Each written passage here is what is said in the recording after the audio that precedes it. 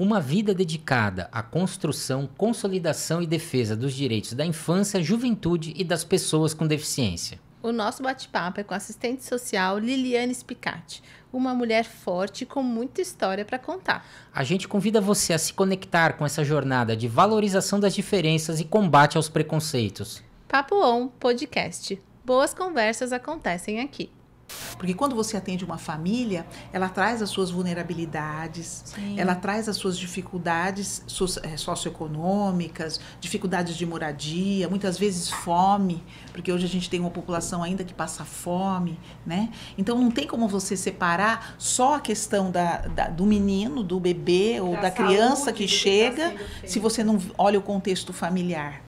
Meu coração sempre foi à minha frente, né? Eu sempre fiz o que o meu coração mandou. A minha razão às vezes ficou um pouquinho para trás, né? Então hoje eu poderia ter uma estabilidade financeira melhor, poderia ter coisas concretas, né? Mas o meu coração talvez tenha sido um pouco traiçoeiro comigo nesse aspecto. Para mim não existe aceitação de deficiência. Existe você lidar de uma forma melhor ou com mais dificuldade. É assim que eu vejo. Né? Então não se trabalha aceitação. A mamãe se prepara para ter 9 meses, uma criança sem nenhum tipo de limitação, né? E quando vem essa limitação, e eu sempre digo que a gente não está aqui para reforçar limitação e aptidões, porque todos nós somos diferentes e todos nós temos aptidões e limitações. Exatamente. Não é só pessoa, não é pessoa com deficiência. Está aí a forte fala do capacitismo, né? Que nós temos que olhar diferente. Precisamos trabalhar uma sociedade de forma diferente. Ninguém é igual a ninguém. O que tem de importância é o que tem lá fora. Aqui eu aprender. Se a pessoa vir com uma frequência boa, porque a gente trabalha tanto essa questão da frequência aqui dentro, e às vezes a gente se torna chata, mas sempre a mesma coisa, assistente social sempre falando. Sim, a gente vai falar muito disso, porque, como eu falei no início, o tempo é o inimigo da reabilitação. A frequência é enganoso se a pessoa vir de vez em quando. Ninguém reabilita de vez em quando. Né? Se a família não tiver um envolvimento para que ela seja multiplicadora desse processo, né? E que a gente sabe que é difícil, essas famílias são vulneráveis, elas moram às vezes em locais difíceis, às vezes nem água encanada tem dentro de casa. A gente tem consciência de todo esse cenário.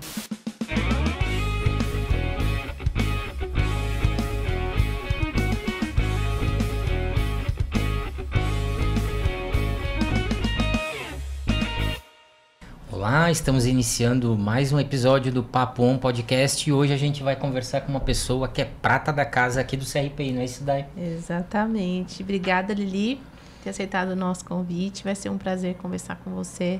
Eu sei que vai ter muito conteúdo aí sobre serviço social. Você é uma mulher guerreira com muita história, mãe, avó, né? Então a gente vai ter bastante coisa aí hoje para conversar. Muito obrigada.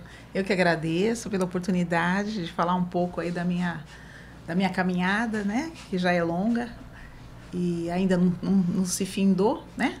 Mas é um prazer falar, né? Com vocês, estar aqui na casa que eu tanto abracei nesses 30 e tantos anos, né? A tua história é longa aqui, né? São quantos anos de atuação só no CRPI? Então, eu entrei em 87, né? Então, já são 30 e... Quanto? 38, mais ou menos? É isso mesmo, 38 anos. Em julho... Vai fazer 39. Já vou entrar eu sou de 86, eu tenho 38. Então, é uma longa história, né? E sou muito grata. Eu acho que nada é por acaso, né? Dentro da minha concepção.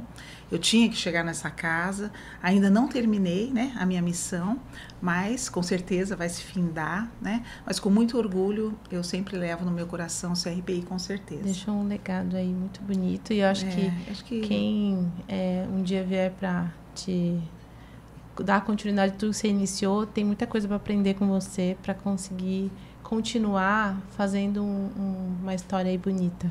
Isso, eu tenho certeza que virão pessoas aí da nova geração, né, que vão acrescentar muito, né, de acordo com hoje.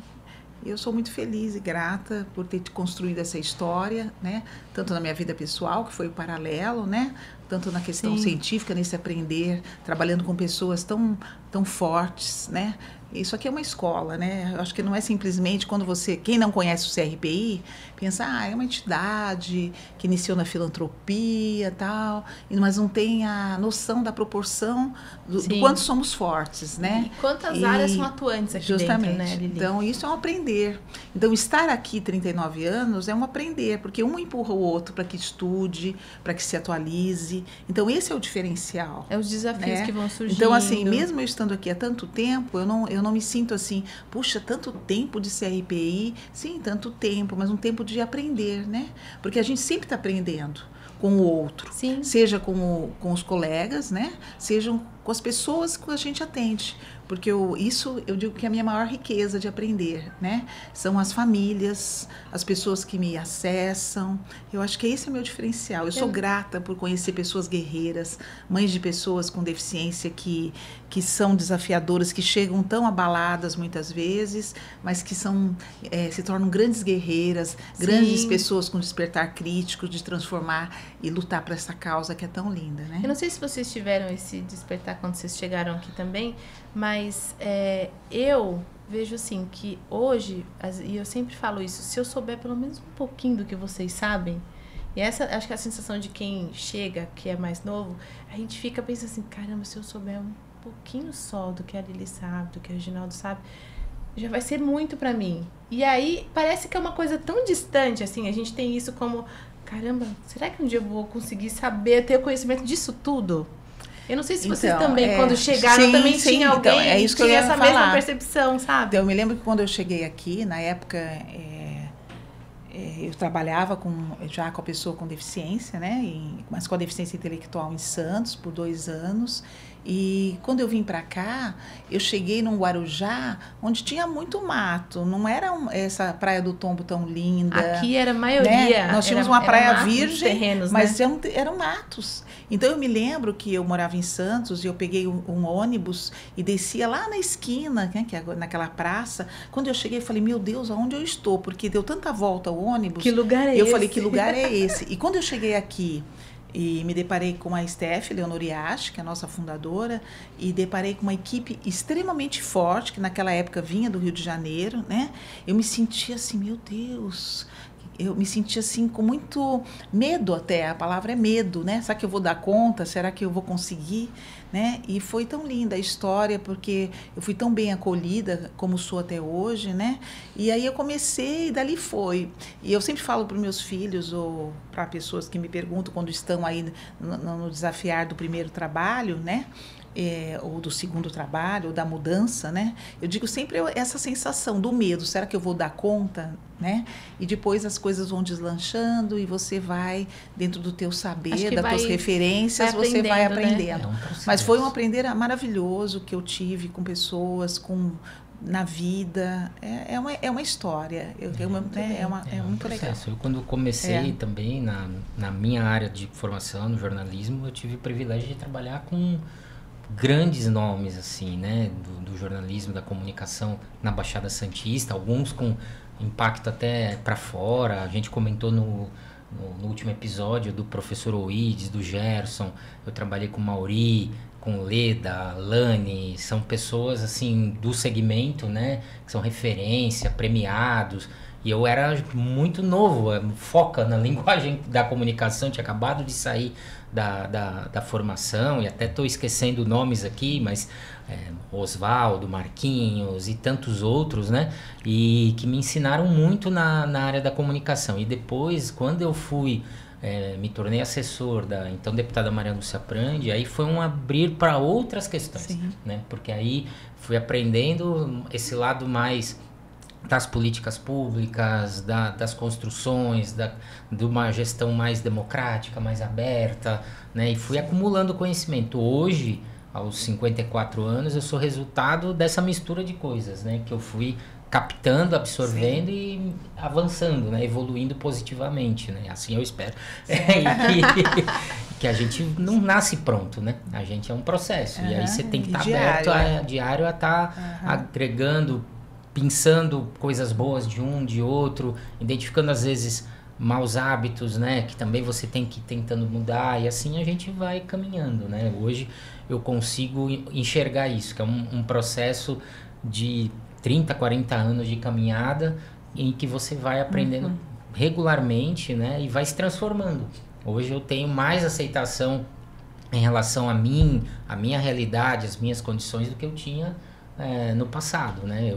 Era uma coisa que eu tentava mascarar. Hoje eu já consigo tratar de uma forma mais tranquila, né? Me assumindo como uma pessoa com deficiência de fato, né? Que isso eu tentava fazer de conta que não existia, né? Então isso é um processo também São amadurecimentos, né? Que vão acontecendo. Eu acho que muitas das pessoas, independente da área, e eu acho que isso também, eu tive um despertar em mim, e eu acho que você vai ser a melhor pessoa para explicar isso para nós. O serviço social, nem sempre ele é visto como ele é exatamente, né? E as pessoas têm dúvidas, às vezes não sabem, a gente talvez nem tem, eu acho que eu nem devo ter o conhecimento de todas as áreas que você pode atuar, que são diversas, né? Sim. Fala um pouquinho disso para nós. É que você atuou especificamente mais nessa questão da deficiência, mas tem outras vertentes também que o serviço social pode atuar, não tem? Eu sempre gosto de recapitular um pouco, né, essa história, o porquê serviço social, né? Então, assim, eu fui criada, né, numa família conservadora, né? Sempre muito crítica, tipo aquela ovelha negra da família, Você sabe? Estudou em colégios de freira. Colégio de freira, e depois aí, quando eu vim para morar em Santos, né? Eu acabei indo para a escola pública, e aquilo para mim foi o maior ganho da minha vida, poder estar dividindo sala com meninos também, né? Porque eu vinha daquela geração conservadora. Minha mãe era muito conservadora, não tanto meu pai, mas a minha mãe sempre foi aquela matriarcal, muito tipo, rígido, né? Ele naquela época. É feio, não pode isso, não pode aquilo, o que os outros vão falar. Isso tudo sempre me aborreceu muito, sabe? Então eu sempre fui muito de lutar por essas mudanças de comportamento, né? Então, o que aconteceu? Eu sonhava em fazer medicina, né? Então, isso era o meu foco naquela época, aos 17 anos, quando eu fiz o cursinho objetivo, né? E cheguei a prestar medicina, mas paralelamente a isso, meu pai ficou doente, descobriu um câncer no pulmão muito avançado, onde ele tinha uma perspectiva de vida muito curta. Naquela época não se tinha tantos recursos como se tem hoje. Como hoje, né? E quando ele fez a biópsia de um nódulo que apareceu, eles tinham dado para ele 3 meses de vida, e foi uma mudança radical na vida da gente. Nós éramos de classe média, uma classe média, eu diria alta, né? Mas era e o nosso padrão de vida dali começou também a modificar. E para fazer medicina, só se fosse a pública, eu não passei. Mas nessa época eu tive a oportunidade, meu pai trabalhava em laboratório farmacêutico. E eu conheci assistente social da época, né? Só que assim, para falar nisso, eu preciso fazer uma contextualização da profissão de serviço social, né? Porque naquela época era uma visão extrema assistencialista. Não existia a Lei Orgânica da Assistência, que veio em 1993, né? Então, antes disso, era uma política total assistencialista. Então, a visão de ser assistente social era totalmente diferente do que é fazer serviço social. Eu sempre digo, ninguém faz uma faculdade de 4 anos para fazer trabalho assistencial. Isso qualquer um faz muito melhor. Que era né? uma ajuda, era visto como uma ajuda? Como ajuda, como benemerência, como... enfim, para doação de cesta básica, para suprir necessidades. Então, é totalmente diferente do que é a profissão de serviço social. É uma questão mais imediatista. Sim. Eu tenho uma demanda e eu resolvo aquela demanda. Não se tinha uma atuação para que se consolide aquilo, para que você tire essa dependência do favor. Sim, assim. Justamente, né? Então, vai mais além do que ensinar a pescar, né? Hoje vai muito além. É você já construir o próprio equipamento para fazer essa pesca, vamos dizer assim, né? Sim. Então, é bem diferente. Mas naquela época, era essa visão. E eu tive a oportunidade de conhecer a assistente social desse laboratório. E ela já era serviço social de empresa, que também tem um outro olhar, né? Naquela época. E aí foi quando eu conheci e gostei. Eu achei bacana a forma que ela apoiou, a forma que ela direcionou naquela visão assistencial da época, né? Foi quando eu acabei prestando para serviço social na Unisantos e passei, né? E naquela época era bem difícil, era uma concorrência. Hoje a gente tem aí a oportunidade de ter as EADs, de ter, né? Tem vários... É diferente, mas naquela época não. Você entrar na universidade era difícil, né? Eram poucas vagas. Eram poucas vagas, você agora. tinha que estudar muito para poder passar no vestibular, né? Não existia nada dessas pontuações de hoje, dessas facilitações, não tinha. E eu fui, então, entrei na Unisantos e foi uma coisa que eu abracei bastante. Lógico, como eu volto a dizer, eu me formei em 1983, ainda no momento onde o serviço social era visto não como política de direitos, né? Ela era vista como assistencial. Mas eu tive muitas oportunidades, porque naquela época a gente fazia... A gente tinha dentro do nosso currículo da universidade, a gente tinha serviço social de caso, serviço social de grupo, serviço social de comunidade, então era tudo muito dividido. A gente tem a questão da psicologia, que também faz parte da nossa grade, né? A psicopatologia, a sociologia, a estatística, e a estatística naquela época não tinha tecnologia, né? Era estatística mesmo. Você fazia as pesquisas sociais ali de e você tinha registrar. que aprender a fazer a estatística, né? Os cálculos, né? Então é bem diferente, né? E era um aprender único, né? E é muito legal porque existia uma troca muito grande naquela época também tinha um homem para 30 mulheres dentro da sala de aula, né? Olha só. Porque ainda é uma profissão muito feminina, vamos dizer assim, né? Que ainda tem muitas mulheres, mais do que homens. Mas, graças a Deus, com o passar dos anos, também os homens abraçaram a profissão e a gente tem profissionais de ponta aí na área de serviço social. Então, isso foi uma coisa que me realizou, porque hoje eu consigo fazer uma análise dos avanços na área da assistência social, né? Então, a gente parte de um processo assistencialista, depois conquistamos, depois de muita luta, né? A Lei Orgânica da Assistência Social, que é um marco onde define o serviço social como uma política de direitos, a assistência social como uma política de direitos. E aí a gente passa a ter o SUAS, a gente passa a ter realmente esse olhar de despertar crítico, que é fundamental, né, para a construção dessa política. Acho que até para cada um identificar o seu papel dentro disso. Sim, sim. A responsabilidade é de quem, né? Quem tem que atuar e tá de fato. Qual é o olhar, né? Porque eu sempre digo, quando você recebe uma família, tudo bem, hoje eu tenho uma ação de saúde, né? Uma ação saúde mais do que a ação na área do serviço, da área de assistência social, né? Eu faço fortalecimento de vínculos, porém eu tenho uma ação saúde, que é a nossa preponderância da casa, né?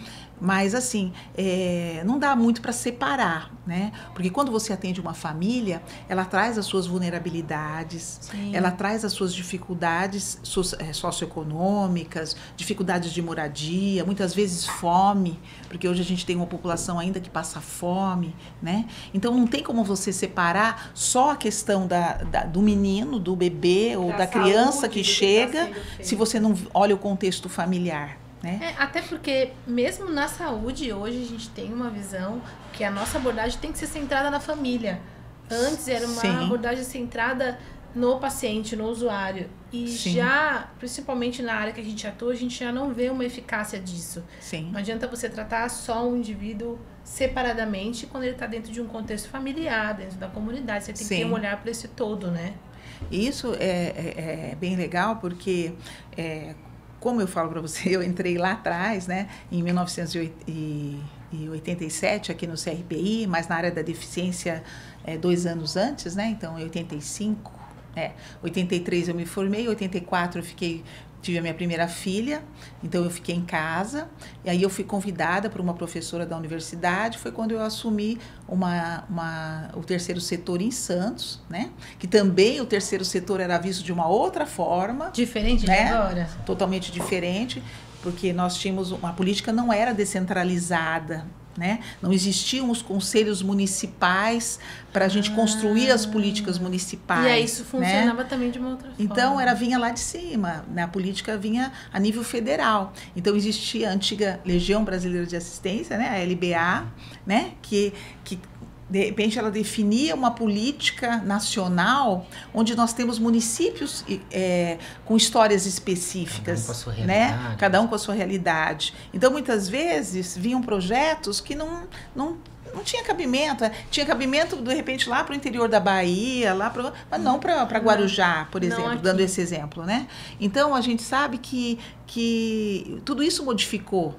Então, é muito bacana quando a gente fala, eu falo de algumas leis que modificaram muito a minha vida, que foi o Estatuto da Criança e do Adolescente, em 1990, né? Então, houve a derrubada do Código de Menores, né? Então, isso foi um avanço muito grande. Eu fiz parte dessa construção, porque nessa época a STF me cedia ao Poder Judiciário em Santos. Então, você ia para lá? Eu ia às quartas-feiras, eu e a colega que era uma psicóloga, Viviane Faria, e nós tivemos a oportunidade dessa passagem, dessa derrubada. Então, isso foi um aprender único. Eu sou muito grata a isso, né? Então, eu conheci como funcionava a justiça, que muitas vezes nem sempre a gente entende, né? As injustiças da justiça, vamos dizer assim, e nós do serviço social sempre com esse despertar muito crítico frente a tudo isso, porque antigamente eram os comissários, né? Existiam os comissários, e a gente fez essa construção através de uma equipe multiprofissional na época, né? E aí a gente tinha as crianças, todas eram abrigadas, independente das famílias, e a gente fez essa retirada dos abrigos para o convívio familiar. E foram assim palestras para conhecimento do ECA, né? Que muita gente, porque toda vez que sai uma lei tem aqueles que fazem os bombardeios dos negativos, né? A criança só tem direito, né? Essa lei veio para só dar direito, não é? E eu sempre digo, a gente trabalha pelo exercício da cidadania. Cidadania é mão dupla, né? São direitos e deveres. Exatamente. Né? Não existe só direitos, né? E, enfim, mas a criança precisa de muitos direitos, né? E como criança você conheceu é criança. o CLPI? Uhum. Como foi então, eu trabalhava já na deficiência. Você morava em Santos? Em Santos. Eu, na verdade, naquela época, eu entrei na área da deficiência, como eu falei, através de uma professora que fez o convite. Era uma entidade pequena. Porque o naquela época no começo também? Não tanto, não. Ou já tinha avançado. Já tinha uma equipe forte. Década de 80. Sim. Estava com 20 e poucos anos já. E essa entidade, ela era bem filantrópica. E naquela época também, a pessoa com deficiência era vista de uma forma de exclusão absurda, né? Até a nomenclatura, que eu digo que faz toda a diferença, tem gente que fala, besteira, nomenclatura. Não, nomenclatura de estudo. Naquela época, a pessoa com deficiência era considerada excepcional. Olha que palavra horrorosa. Excepcional. Então, muitas entidades levavam esse nome, excepcional. E era né? uma pessoa excepcional? Então, tinha entidades que levavam o nome ainda com essa nomenclatura. Olha que absurdo. Estranho, né? Mas você vê quanto, né? O Reginaldo pode falar bem isso. Até de alguma forma que não se usa mais o nome por completo, mas a PAI é a Associação de Pais e Amigos dos Excepcionais, né? Que era focado principalmente no síndrome de Down. Justamente. Está no nome até hoje, né? Ainda não fizeram essa modificação. E assim, era do excepcional, depois a gente foi muito nessa questão de... A nomenclatura correta hoje é pessoa com deficiência, né? Aí a gente trabalha muito... portador, não é portador de nada. Muito tempo usou essa nomenclatura. Sim, portador de deficiência. Gente, a gente é portador de RG, mas não de deficiência, né? Então, tudo isso foi um avanço muito grande. Então, eu participei dessas mudanças. As mudanças da política, né? Que foi descentralizada, com a chegada dos conselhos municipais, que é uma ferramenta muito importante. Eu valorizo muito os conselhos, porque ele é um órgão paritário, onde tem a participação da governamental e da sociedade civil, onde a gente pode discutir as políticas existentes, né? E é uma ferramenta tão importante que, infelizmente, até hoje, ela deixa a desejar, porque muitos participantes não se veem tão importantes para acrescentar aquele processo. Não sabem, talvez, usar a ferramenta ali. Usar né? essa ferramenta que é tão importante. Né? Muitas vezes nem tem... Ficar em meio de paraquedas em determinado conselho, sim. Né? Vão só para cumprir tabela, Justo. Então não passa, tem um aprofundamento. Não são né? multiplicadores Das informações. Você já foi presidente do Conselho Municipal da Assistência, não é isso? Hoje está na vice-presidência do Conselho Municipal da Criança e do Adolescente. O que você, né, com toda essa bagagem, você vê do que a gente já conseguiu evoluir a partir desses conselhos, desses órgãos, né, que são de uma democracia mais direta, onde que as pessoas de alguma forma têm a possibilidade de interferir na definição de políticas. O que a gente já caminhou, o que a gente ainda precisa avançar para que isso se torne mais efetivo, né? Já são da Constituição de 88 para cá, tem quase 40 anos, é um tempo longo para uma vida humana, mas num contexto histórico nem tanto. Então o que você acha de que a gente já ganhou e o que a gente ainda precisa melhorar para que isso se torne mais efetivo? Então, às vezes eu paro e fico assim na minha casa, né, na hora de dormir, pensando, né? Eu falo, meu Deus, né? Passou os anos, né? Eu já estou com 64 anos, né? Entrei na faculdade com 18, né? Acho que 18, formei em 83 e tal. Fui mãe muito cedo, né? E eu fico assim recapitulando tudo que passou, né? Porque, na verdade, tudo que passou é mais tempo do que vem pela frente, né? Isso é verdade, isso é a realidade da vida, né? E nessas questões eu vejo assim, houve muitos avanços, eu vejo muitos avanços quando eu consigo olhar nesse túnel do tempo, eu vejo, meu Deus, quanta coisa mudou. Mudou a construção das políticas públicas, a oportunidades que se tem da participação popular. É que as pessoas ainda falta muito despertar crítico de participação. As pessoas, eu falo isso muito para as famílias que eu atendo, vocês não sabem o quão forte vocês são para a transformação, né? Para a luta de mudanças. Vocês têm a força muito maior. Falta o que? Articulação, falta conhecimento, falta despertar crítico. E isso é o papel da nossa profissão enquanto serviço social. É fazer com que essas pessoas participem, tenham esse despertar do tão fortes são para transformar. Saber, né? O poder que tem. O poder, né? que tem. Então, saber dos direitos que tem e do exercício, sim, dessa cidadania, né, de mão dupla, mas conhecer os seus direitos. Que estão muitas vezes estabelecidos em leis, porque lei tem muitas. O difícil é você ver de fato o cumprimento delas. Isso é muito frustrante. E como trazer isso para a realidade e ser atuante nisso, eu acho. Sim, é um trabalho de formiga. Eu acho assim, respondendo a sua pergunta, eu vejo muitos avanços. Né? Muitos avanços, o espaço que a pessoa com deficiência tem hoje, né? Porque também vai muito dessa história, aonde ele se engaja, como ele tem esse despertar, porque vai muito disso. A gente ainda encontra pessoas com deficiência, muitos alienados, muito ainda com visões assistencialistas, que eu digo que foi a gente que produziu lá atrás, porque era do tempo que a gente...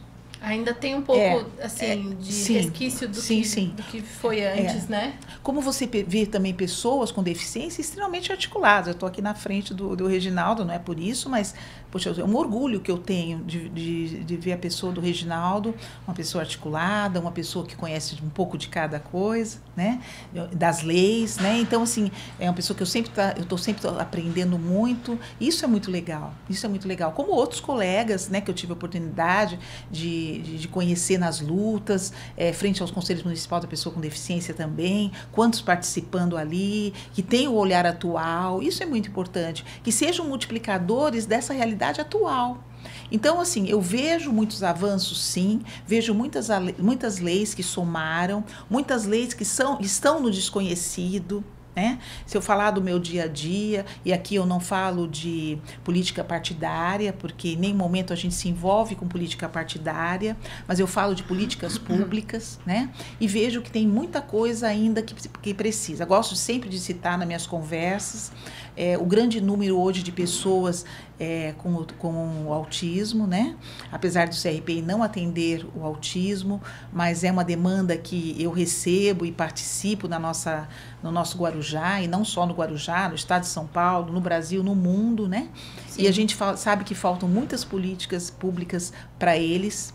Já avançamos, sim, mas falta muito. Temos muitas crianças aí sem diagnóstico, temos muitas crianças aí que não conseguem acessar os tratamentos, que é fundamental, porque quando eu recebo uma família, eu sempre digo, nós temos alguns inimigos na reabilitação. Ele é o tempo é o nosso maior inimigo na reabilitação, então quanto mais cedo a gente começa, mais cedo a gente vai ter resultados.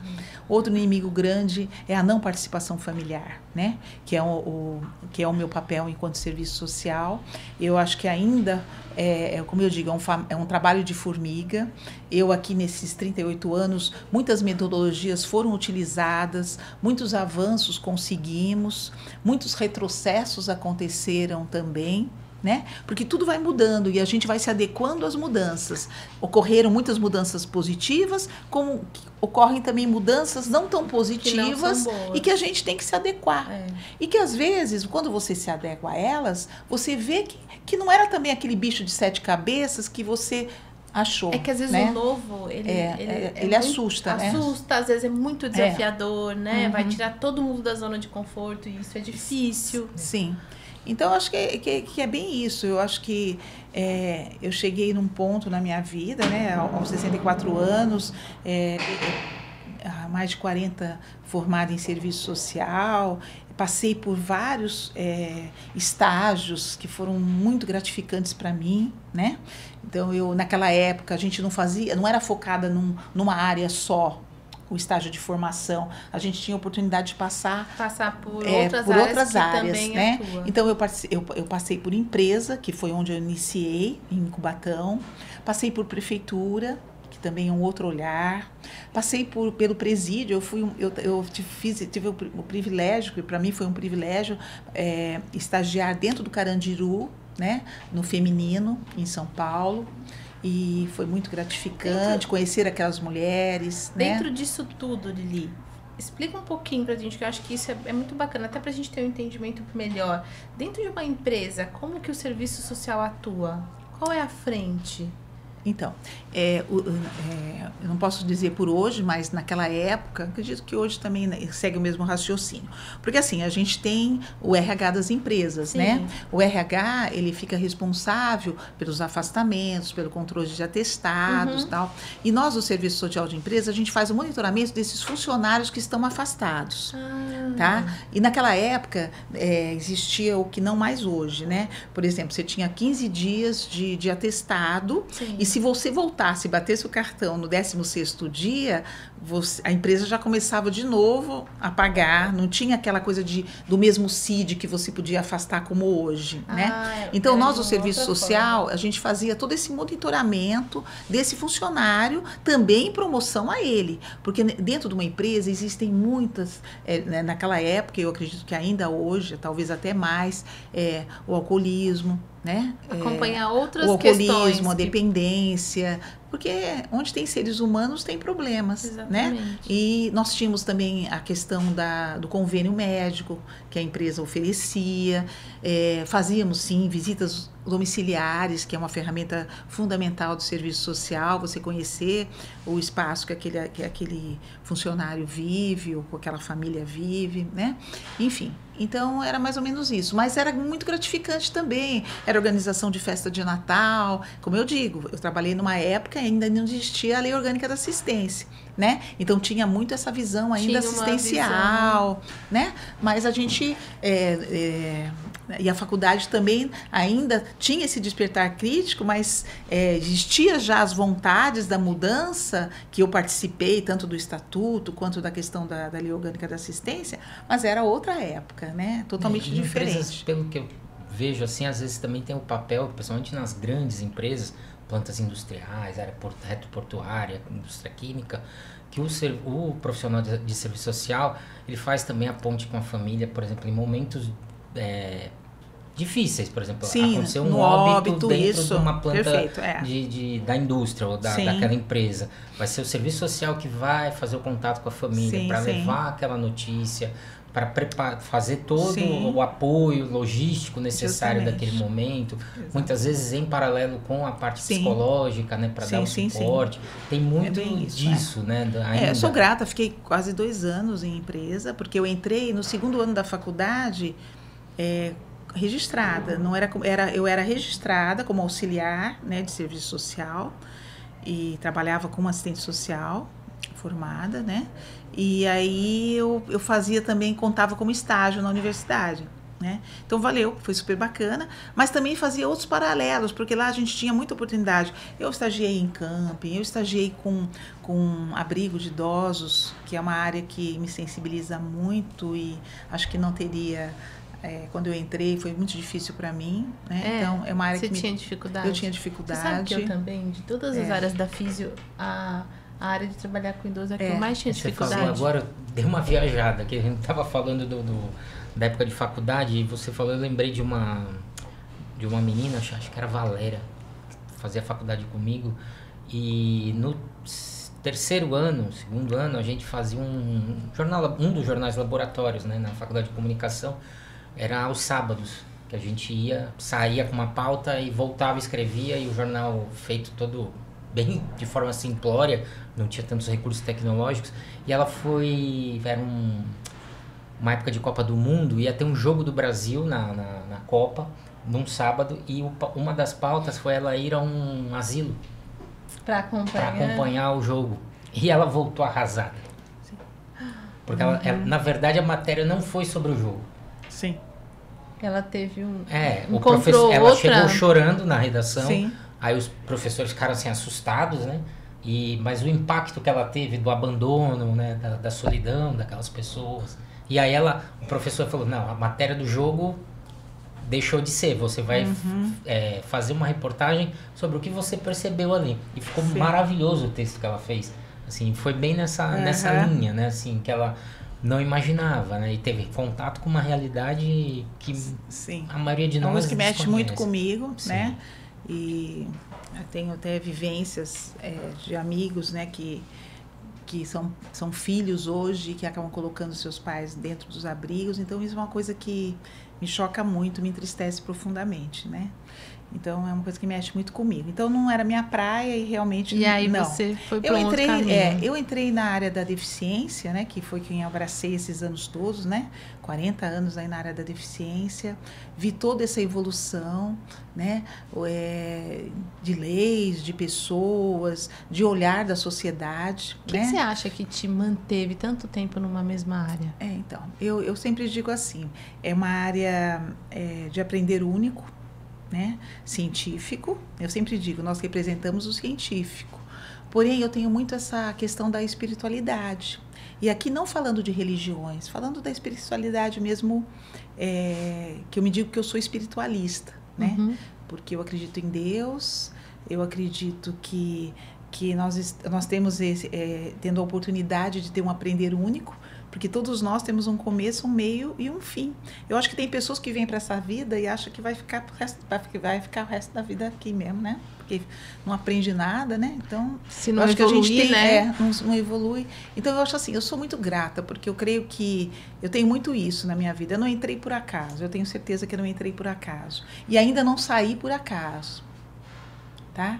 Eu ainda estou aqui para cumprir o meu papel também frente à espiritualidade, né? Eu aprendo diariamente com meus colegas de trabalho, eu aprendo diariamente, principalmente com essas famílias que eu recebo, sempre de braços abertos. Quem me conhece, eu acho que é isso que me faz ter a certeza que valeu a pena, né? É esse abraçar dessa família, é essa gratidão quando eles vêm aqui me visitar e falar, pô, Liliane, como você foi importante para mim naquele momento. Ai, Liliane, pô, você tá aí, Liliane, que bom, eu posso ir aí conversar com você. Pessoas que lembram de mim e que nem são mais o meu foco de atuação. É tão gostoso isso, né? E falam, mas eu preciso. Aí quando eu encontro uma pessoa, ai, só me dá um abraço, porque eu só preciso de um abraço, né? E como diz a minha filha mais nova, né? O abraço cura, mãe, o abraço cura, né? Ele faz toda a diferença, né? Então, assim, eu tenho muito isso dentro de mim, sabe? E eu tento, assim, me tornar uma pessoa melhor, né? Porque quando vocês chegarem na minha idade, vocês vão ver que a gente olha a vida um pouco diferente. Eu sou uma outra Liliane, eu sempre digo, eu tive a oportunidade de ser de viver muito, eu vivi muito na minha vida pessoal, né?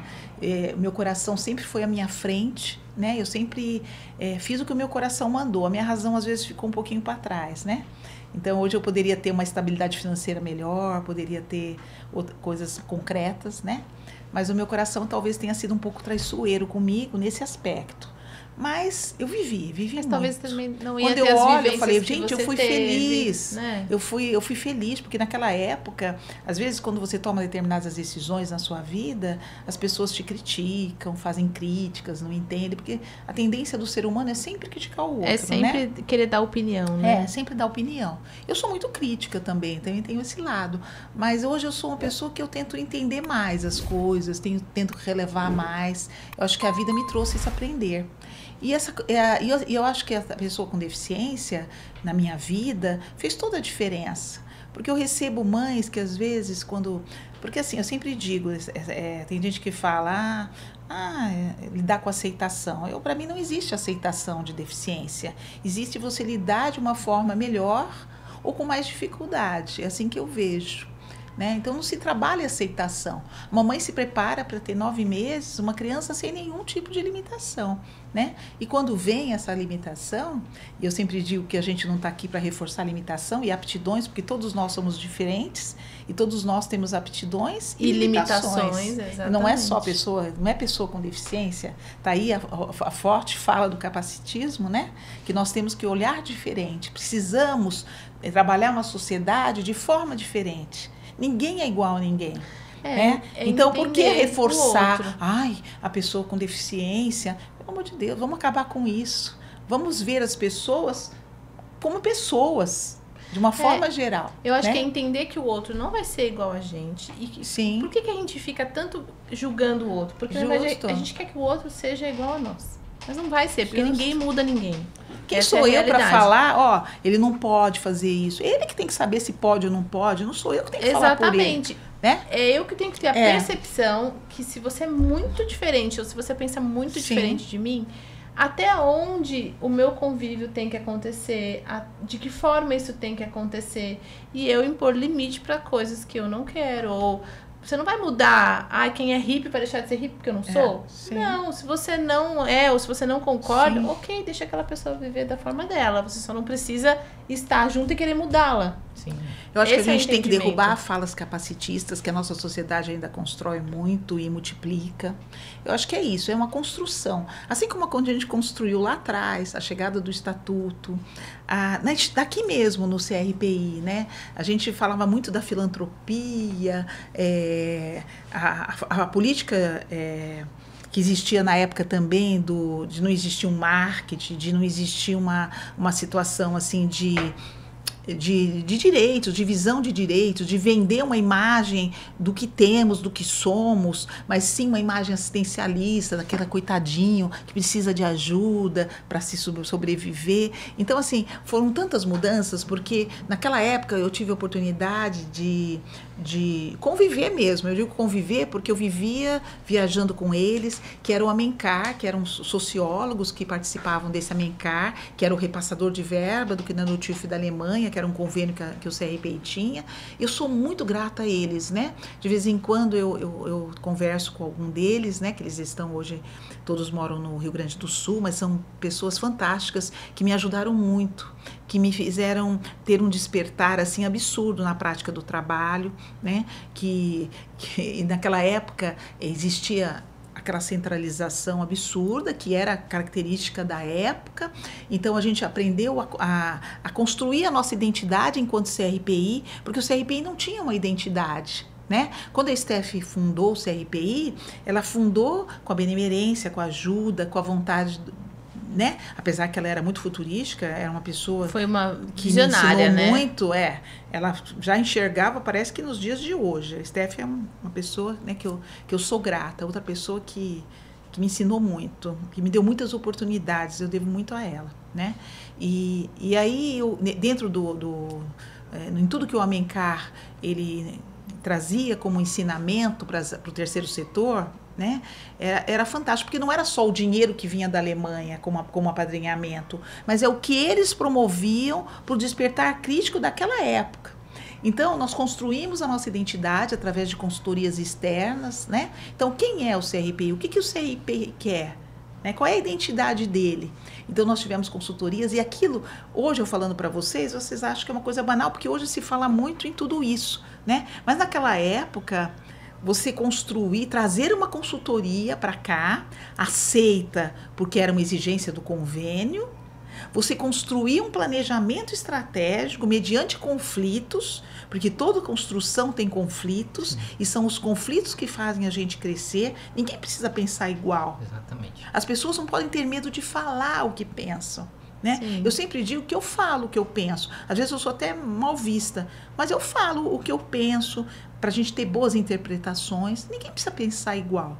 Né? E isso é o que vai fazer o outro ter um despertar. Justo, eu não pensei nisso, né? E não aí, naquela época, a resistência da administração da época, mais do que a própria Steph, porque a Steph, como eu digo, era uma pessoa que oportunizava, né? Muitas vezes, se ela tinha que te puxar a orelha, ela puxava literalmente a orelha, te punha ali no... Né? Depois, se ela também via que ela não estava correta, que ela poderia, ela também sabia relevar e voltar a conversar. Isso eu sempre fui admiradora dela nesse aspecto. E aí eu me lembro que a administração da época, para sentar na roda, que na época foi um pessoal da Unisantos que veio para discutir essas questões do planejamento estratégico, ela ficou numa mesinha praticamente com o bumbum para fora, assim, para nem entrar. Ficava assim, porque naquela época falávamos já, e que hoje respeitamos mais, mas ainda falamos, que todos têm um papel igual dentro de um contexto. Não importa se você é da faxina, se você é médico, se você é fisioterapeuta, se você é administrativo, todo mundo é importante, todo mundo constrói. Ninguém faz nada sozinho. Né? E aqui eu peço a oportunidade de falar também do trabalho de rede.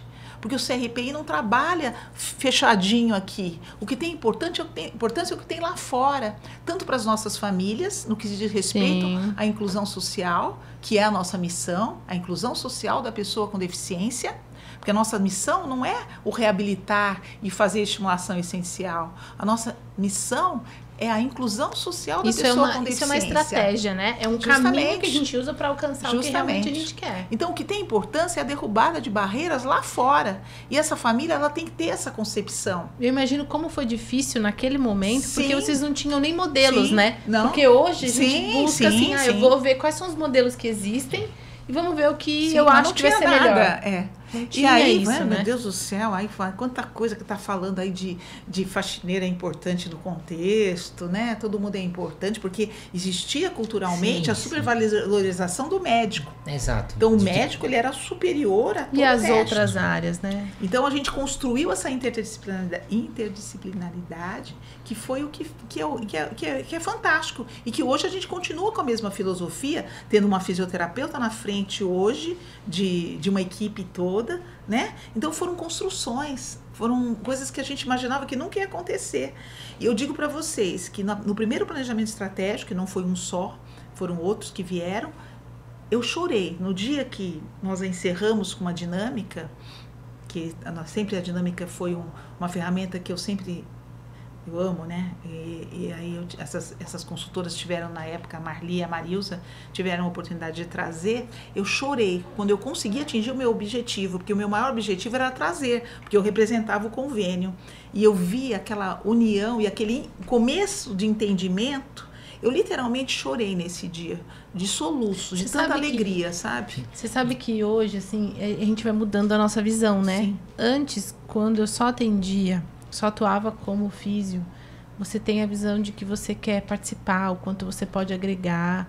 E eu sempre quis, assim, aprender. Então, eu estava ali atendendo o respiratório, mas na minha frente tinha um médico. Então, quantas vezes eu entrei na sala da Nádia, do Baiardo e do Lourenço, de todos os médicos que já trabalhou comigo, porque eu queria aprender. Sim. Quantas vezes eu fui na tua sala para... e não é só um acolher, é um aprender e dizer assim, eu quero ter uma visão como essa pessoa.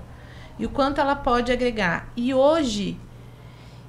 é diferente, porque às vezes eu fico pensando assim, eu gostaria de ter muitas pessoas para fazer muitas coisas comigo, mas eu tenho um olhar de preocupação se eu não estou sobrecarregando essas pessoas. Será que se eu trouxer todo mundo diante Sim. de tudo que todo mundo já tem que fazer, eu não estou levando uma coisa a mais? Uhum. E é difícil isso, né? Porque quando você está fora, você quer sempre participar, porque você quer que aquilo aconteça.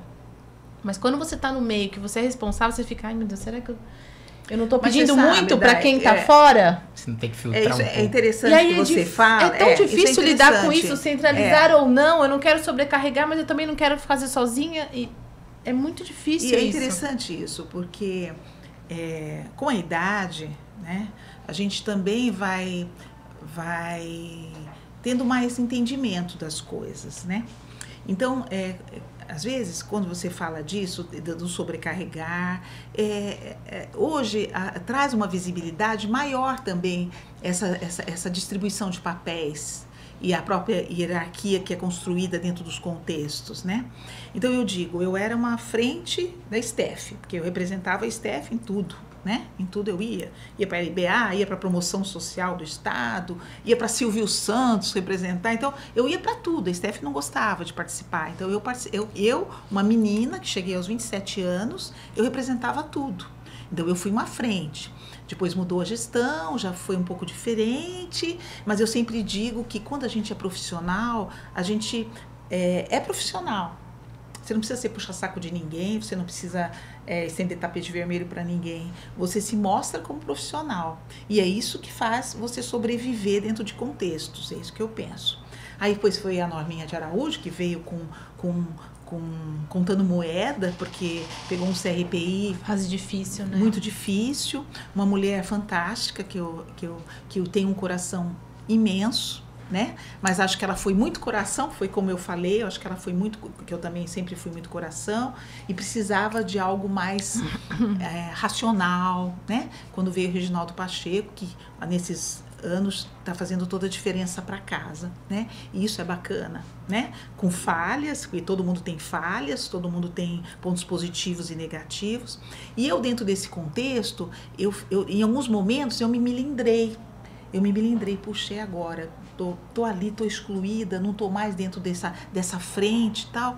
Mas depois, hoje, eu analisando, eu falo assim, meu Deus, mas nós temos que reciclar, precisamos sim, lógico, o velho, ele é importante. Ele tem que ser respeitado, ele tem a experiência, ele também estuda, ele está ali tentando aprender também tudo que é novo, porque hoje a gente tem a ferramenta da tecnologia e nós, os mais velhos, temos mais dificuldade. Não é que nem o jovem, eu pego a secretária, a Tayane, e, poxa, a menina em segundos faz coisas ali fantásticas, né? E eu vejo a gente com mais dificuldade, catando milho e tal. Então, assim, é um outro contexto e a gente tem que aprender a se adequar às novas... Então, hoje eu estou vendo as coisas com uma clareza melhor. Então, eu me sinto feliz na casa, né? Lógico, sempre com o meu despertar crítico, quando eu não vejo uma coisa que às vezes não me agrada, eu procuro estar falando, porque a pior coisa que existe, sempre existiu e sempre vai existir, é a rádio peão. Né? A rádio que multiplica errado, aquela que passa o telefone sem fio, né? Isso existe em qualquer contexto. Então, eu fiquei dentro, eu tive a oportunidade de ver um CRPI naquela época, numa construção nova, e hoje as coisas mais engrenadas, numa visão mais empresarial, as coisas mais organizadas, isso também nos ajuda no dia a dia. porque você tem mais tempo para se olhar como profissional da área, não pegar tantas coisas, porque quando a gente pega muita coisa, a gente não consegue focar naquilo que a gente sabe fazer de melhor, né? Então, eu acho que é isso. Eu acho que eu sou grata. Eu falo muito, né? Mas eu sou grata, né? Muito grata por, né? A gente vai fazer um intervalo rapidinho, fica aí, daqui a pouco nós retornamos com o segundo bloco desse papo com a Liliane Spicati Rigonati, assistente social, uma trajetória belíssima no serviço social do CRPI, da cidade do Guarujá, da Baixada Santista, em construção de políticas que valem para o Brasil inteiro. Fica com a gente, daqui a pouco retornamos. Ei, você... Sim, você mesmo que empreende e tem os mesmos propósitos que o Papo On. Que tal você ser nosso parceiro? Vamos juntos crescer e levar boas experiências para o mundo. Entre em contato com a gente e divulgue a sua marca com pessoas que fazem a diferença. Papo On Podcast, boas conversas acontecem aqui. Retornando para o segundo bloco desse episódio do Papo On Podcast, hoje a gente conversa com a Liliane, né, que é assistente social do CRPI, com uma trajetória gigantesca no segmento. Um dos pontos que a gente abordou, que é a questão da participação dos conselhos, né, das pessoas, nos conselhos das mais variadas áreas. Você acha que também tem um pouco daquela questão de que as pessoas querem, invariavelmente, e não todas, mas generalizando, mas a grande maioria, que sempre tenha alguém que resolva tudo por elas? E isso inibe ou leva a uma não maior participação das pessoas nesses órgãos que são tão importantes para a construção das políticas públicas, mas invariavelmente uma grande parcela, isso vale para tudo, né, da população, que é sempre um salvador da pátria, alguém que vai fazer tudo e resolver. Você acha que isso é um peso grande para que as pessoas mudem e passem a ser mais efetivas nessas questões? Como a gente falava antes, né? O Conselho Municipal, ele é rico porque ele é paritário e ele é uma ferramenta de participação popular, né? De todos os segmentos, né? Por exemplo, hoje eu faço parte do Conselho Municipal da Criança e do Adolescente, estou como vice-presidente, mas estou nessa jornada já há bastante tempo, nessa gestão, e já tive em outras anteriores, né? E a gente observa assim, né, como eu falei, muitos estão presentes simplesmente para cumprir o papel, porque são, eu não digo obrigados, mas tem que estar ali, né? Outros vão com a vontade mesmo de participar. Em todo o local existe aqueles que têm mais facilidades, que têm uma liderança melhor, né? E que tenta, na verdade, fazer essa motivacional para que os outros também participem, né? No conselho que eu estou hoje, né, que o nosso presidente é o Marco Antônio, ele é um conselho muito estruturado. Eu vejo um conselho que foi construído a dedo, com uma dedicação muito grande dessa liderança, que é a liderança do Marco. Porém, a gente tem muitas comissões, porque ninguém faz nada sozinho, né?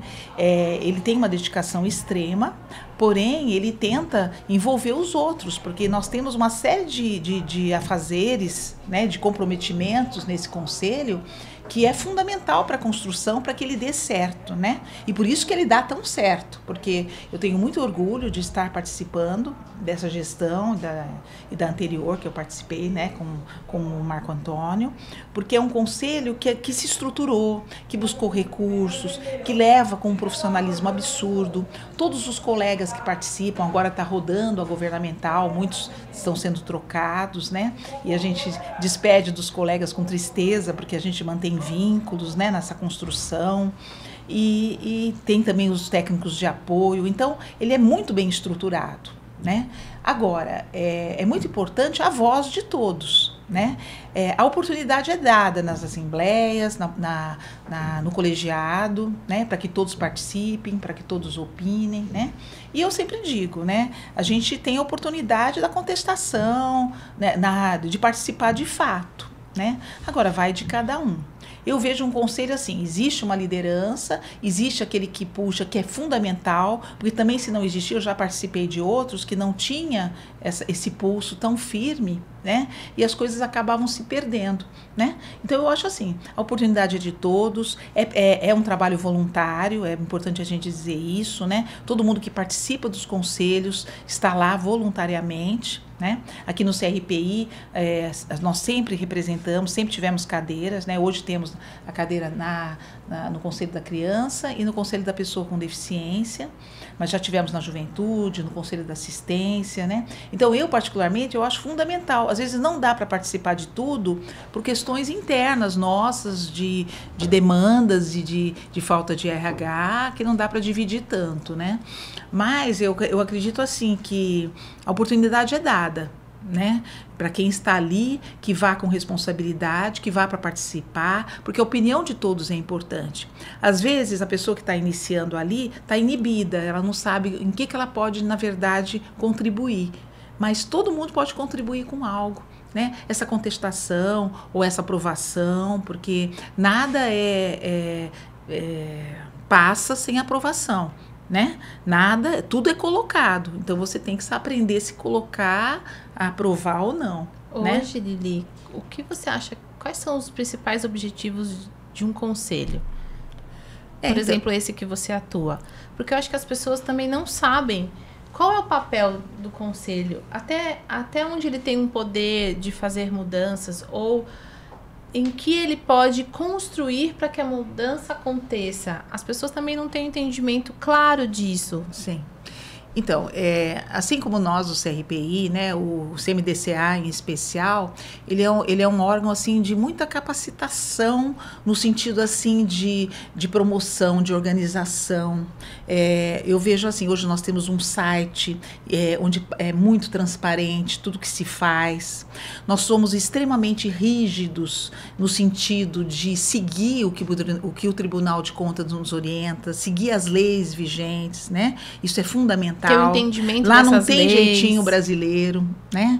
Então, assim, lá é feito as certificações, né, para funcionamento. Nessas certificações existe uma série de exigências que é fundamental que exija sim. Nós queremos sim que outras entidades também cheguem nesse patamar de ter todos esses documentos para que abrace mais entidades. Né?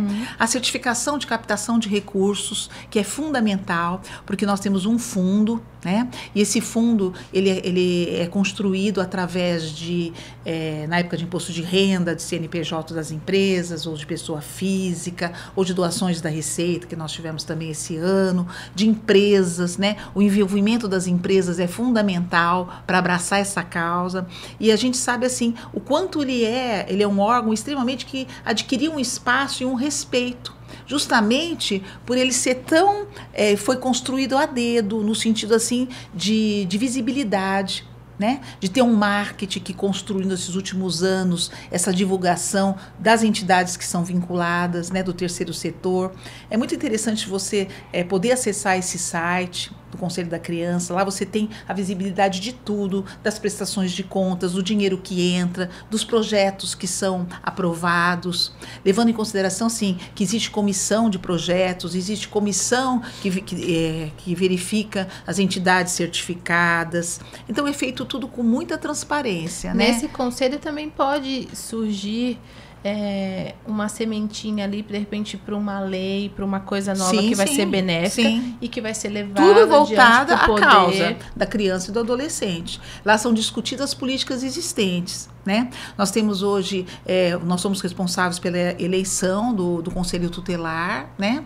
Então nós temos também uma comissão de ética quando alguém tem algo a trazer, alguma denúncia ou porque não ficou satisfeito com alguma atuação do conselheiro. Então nós temos um grupo de ética, de profissionais que a gente procura estar buscando profissionais da área de direito que tenham discernimento para poder fazer, não ser injusto com ninguém. Então assim, é um conselho assim muito bem organizado, né? Eu tenho muito orgulho de participar. É lógico que a gente gostaria às vezes de se dedicar mais, temos colegas que às vezes não conseguem se dedicar tanto, porque hoje você tem que ter o equilíbrio, não dá para a gente ficar só dentro do conselho. Sim. Ótimo seria, mas a gente tem cada um o seu trabalho, nós do terceiro setor, e as pessoas da governamental também são cedidos para estar participando. Eu sempre digo, o conselho constrói as políticas públicas, é ali que a gente leva as coisas que não estão bacanas, o que a gente pode melhorar, a importância de capacitar as entidades do terceiro setor, né? Que hoje se fala muito em captação de recursos, em projetos sociais,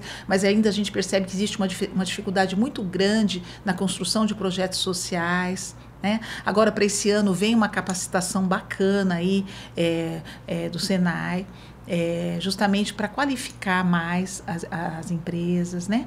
E as empresas, as entidades, né, do terceiro setor, e trazer mais empresas, porque com isso, você dando visibilidade, você passa credibilidade. E a partir do momento que você passa credibilidade, você busca recursos. Até para essas empresas terem o conhecimento de que essas entidades é como se fossem pequenas empresas e que é feito com muita seriedade. Sim. Então é bacana, sabe? Por exemplo, hoje a gente tem um sistema chamado CIPIA, né? Que foi implantado e ele traz uma visibilidade de onde está a maior vulnerabilidade. Porque é muito importante que a gente invista nos locais de muita vulnerabilidade. É que às vezes faltam projetos sérios, com documentações, para que possam captar esses recursos, né? Aí às vezes a gente escuta muito, é sempre as mesmas entidades que fazem a... Não, é que as entidades que geralmente conseguem esses financiamentos são entidades sérias, que têm toda a documentação correta, que se organizam e que todos podem chegar lá. Porque também. A vontade do CMDCA é que cada vez mais entidades possam ser beneficiadas. Sim. É isso. O que é importante ter claro, né, para quem está nos acompanhando, que não dá mais, né? Em algum momento vai ser a coisa do espontaneísmo, né? Da pessoa ter uma boa ideia e começar a trabalhar, mas de alguma forma, para ela poder ter acesso a recursos, sejam públicos ou privados, ela tem que passar por um processo de formalização, né? Daquele projeto, daquela estrutura, e aí tem que se adequar às legislações, às normas, né? Tem que estar regularizado, porque... para você ter acesso ao financiamento, não adianta só ter uma boa ideia, né? Você tem que estar estruturado. Isso vai desde a prestação do serviço efetivamente à retaguarda, que é a parte administrativa. Até porque eu costumo falar assim, que enquanto está tudo bem. Se dá um problema, todo mundo vai analisar com lupa para ver se aquela estrutura de fato estava corretamente legalizada, com todas as certificações em ordem. Então, você agir na prevenção, você evita problemas, né? Já participei de reuniões, inclusive que é citado o caso lá do Rio de Janeiro, do Ninho do Urubu, né? Onde treinavam e moravam os adolescentes do Flamengo, né? Isso está completando 6 anos daquela tragédia, e que havia uma certificação do Conselho lá do Rio de Janeiro, que não fiscalizou de fato o espaço, que era insalubre e oferecia riscos, e infelizmente ocorreu um incêndio, vários jovens perderam a vida por algo que poderia ter sido evitado com um olhar mais atento. Então é importante que as pessoas tenham essa clareza de que ninguém está querendo exigir nada além do que é o correto, né? Até em proteção das vidas que vão estar inseridas naqueles projetos, naquelas ações. É importante que isso esteja acontecendo em todas as franjas da cidade, principalmente naquelas mais vulneráveis, mas que elas tenham uma estrutura adequada para evitar um dano, né, irreversível, que quando a pessoa, dependendo da sequela de um acidente ou de uma morte, você não tem mais o que fazer, né? A fatalidade ocorreu. Então, agir na prevenção é muito significativo que as pessoas tenham essa clareza e entendam a necessidade de realmente cobrir essas normas, e aí você vai captando. E aí entra num outro ponto também, que é de quem financia começar. É óbvio que a gente ainda tem instituições com mais carências, etc. Mas é preciso também que as empresas, os financiadores, não busquem só a miséria. Porque às vezes você se estrutura de uma forma legal, positiva, tem toda uma... E aí, não precisa mais. E não é verdade. Né? Para você manter aquela estrutura, você precisa sempre. Sim. Né? Então a gente tem que ter esse olhar também do financiador, de que ele não pode só querer aportar recurso naquela coisa extrema de miserabilidade. Né? Exatamente. Então são duas questões que é muito significativa da gente abordar e fazer com que as pessoas entendam. Esse olhar é importante, né? Sabendo que cada um que está ali, que é membro daquele conselho, ele vai responder.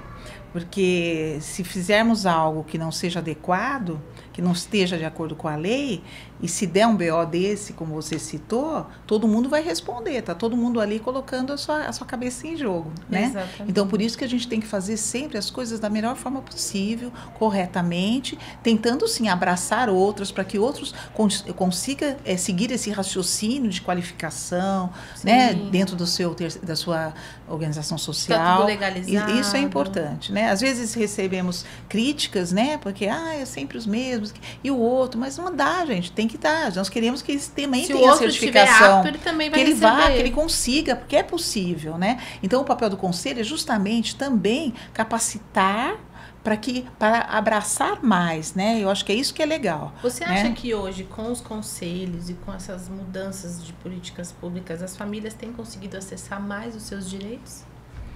Olha, isso é uma discussão, porque eu sempre digo assim, vai de cada um esse despertar, né?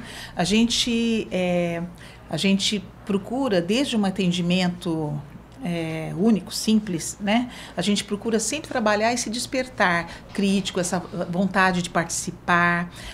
Em específico, a gente aqui do CRPI, a gente tenta trabalhar essa família sempre muito no foco da nossa causa, né? Que é a pessoa com deficiência.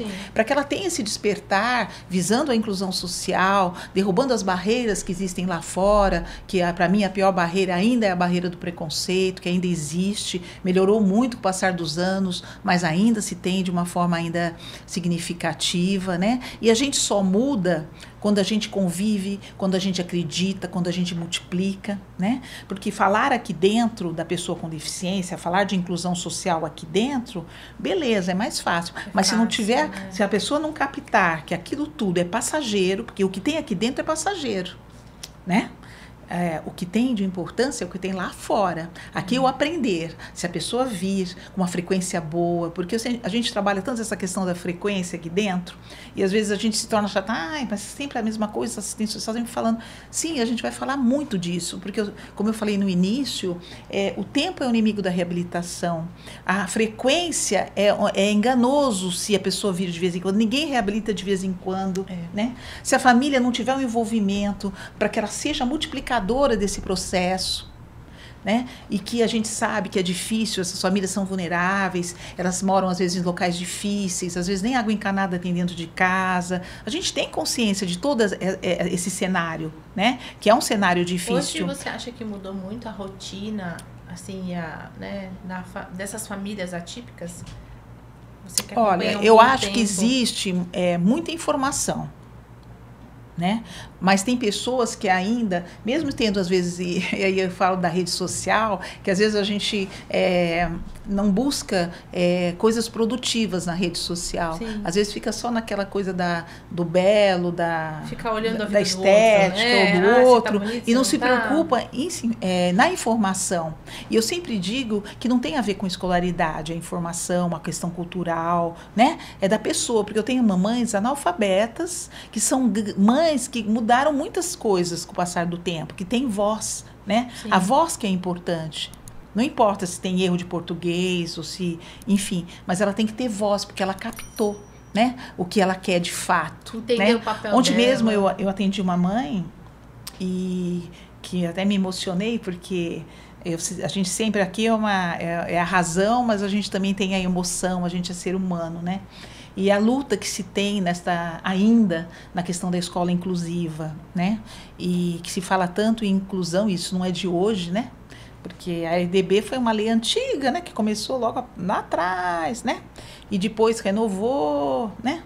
E foi e tal. E a gente vê que ainda é tão difícil esse processo de educação inclusiva, né? E a gente, quando tem uma criança que você vê que, apesar de ter um motor comprometido, ela tem condições, ela tem um cognitivo bom a ser trabalhado numa escola comum, né? E você vê que a maior barreira é simplesmente arrumar o professor auxiliar, que é óbvio que a lei diz que precisa de recursos para que se aconteça a inclusão. Né? E aí você vê a dificuldade que essa família tem. Já é tão difícil para ela, emocionalmente, colocar aquela criança com aquela cadeirinha na escola, né? Acreditando que vai ser possível ela apresentar uma evolução, e ainda por cima depara com tantas barreiras. Então, assim, isso é muito cruel. E aí a gente estava ali, e aí o meu papel é ter o despertar crítico, porque se a lei existe, ela tem que ser cumprida, mesmo a gente entendendo o outro lado, da dificuldade das contratações, do dinheiro público, a gente entende tudo isso, mas é um direito do cidadão. Então o serviço social vai trabalhar o que é direito daquele cidadão, que ele tem que provocar, sim, porque a gente tem que ter dias melhores, porque a gente já teve dias bons, a gente teve retrocessos, e aí agora a gente tem a esperança de novos dias bons, e a gente nunca pode desistir disso, né? Eu particularmente acredito na inclusão, eu acredito na criança com deficiência, que ela pode sim frequentar uma escola inclusiva, né? Lógico que existem casos e casos, sempre falando disso, nem digo que é para todos, mas que eu digo que uma grande maioria pode estar, e o problema não está na criança. O grande é a estrutura. É a estrutura. E não é só acessibilidade arquitetônica. É muito mais, vai muito mais. Que eu digo que a maior de todas as barreiras é o ser humano. Porque quando o ser humano está aberto para dar, né? Para abraçar. Né? Essa semana eu conversei com a mãe de uma criança autista que me procurou por intermédio de um amigo, que está buscando um documento, um laudo, para recorrer de uma decisão judicial que tirou o professor auxiliar, né, que acompanhava, e é um fato que está acontecendo com o Estado, com o Estado de forma geral, né? Uhum. E aí você vê que é lamentável que é uma decisão econômica, né? A gente sabe que o dinheiro tem uma limitação, é óbvio, mas será que não seria prioridade buscar garantir o fomento dessa iniciativa? Porque discurso da inclusão da boca para fora, se você não tiver atitude, não vale de nada. Não pode ser só meramente palavras num programa de governo. É muito bonito no papel, tem que ser prático, tem que acontecer na vida. E é lamentável que essas crianças estivessem tendo acesso à educação por meio de uma medida judicial frágil, que é uma liminar, que é momentânea, que o Estado tenha recorrido dessa decisão e, ao ganhar, ter tirado o professor auxiliar e inviabilizando o acesso dessas crianças, né, e adolescentes e tal. Sim. Então, é importante que passe da teoria, né, do campo das ideias, das boas intenções, e de fato vá para a prática, né? Porque senão você vai ter retrocessos, vai voltar aos guetos, né? E a gente não pode permitir que isso aconteça. Eu acho que o dinheiro é limitado, mas é possível buscar prioridades e aí fazer com que isso aconteça de fato, né? Lamentável. E rever ali talvez um orçamento dentro de tudo que é gasto, o que talvez é mais importante nesse momento. Aonde eu posso enxugar e aonde eu posso modificar, né, e direcionar aquele dinheiro. E aí, falando dessa menina, e na hora nós estávamos ali, né? A mãe muito emocionada, porque já é emoção, porque a menina já está numa inclusão, né? Ela já o ano passado frequentou com sucesso, né? E a gente sempre tem que dizer assim, todos têm aptidão, né? Estar ali numa sala tem que estar em desenvolvimento, né? Porque a educação é educação, não é socialização. A socialização também faz parte desse processo e, no meu ponto de vista, ela promove muito a mudança de pensamentos, né? E, enfim, e aí nós estávamos ali, ela ia recorrer à defensoria pública para poder buscar esse auxiliar e cuidador, porque tem crianças que não é nem só auxiliar, precisa do cuidador, né?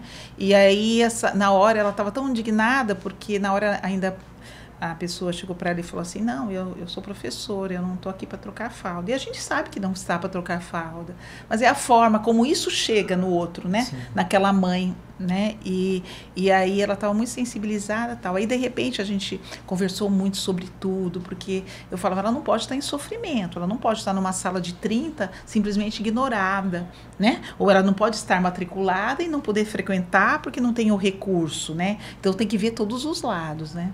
E a gente conversava desse retrocesso para a educação especial, como seria isso, porque também não pode retroceder, é todo um processo difícil também, né? Enfim, e aí depois a gente conversou muito, ela saiu fortalecida, me abraçou. Aí depois, no corredor, ela recebeu um telefonema que tinha conseguido. Do nada, sem precisar, que né? Deu certo. Que a educação especial ligou para ela e tal.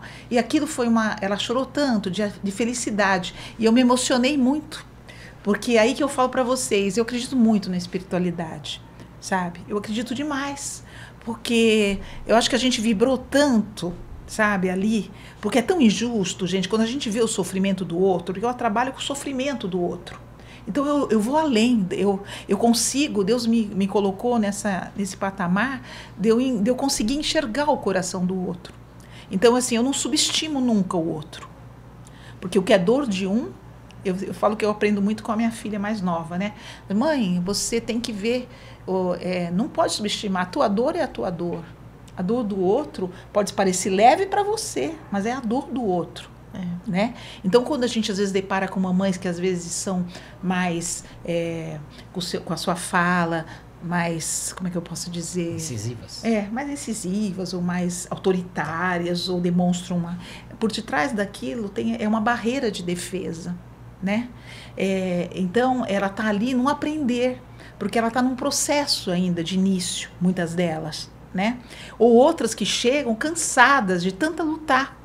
Eu falo, gente, já tem toda essa situação dessa adequação, né, dessa nova realidade. Ainda por cima, só depara com barreira, porque é barreira para tudo. É barreira arquitetônica, é barreira invisível, né, do preconceito. Essas são as barreiras para entrar na escola, de ter o professor auxiliar, de ter o cuidador, né? É barreira para tudo. É para você fazer para você trabalhar a questão dos direitos de ir e vir, né, que a gente fala tanto dos direitos de ir e vir, mas é tudo tão burocrático. Então, todo ano tem que renovar, todo ano tem que levar laudo, todo ano tem que...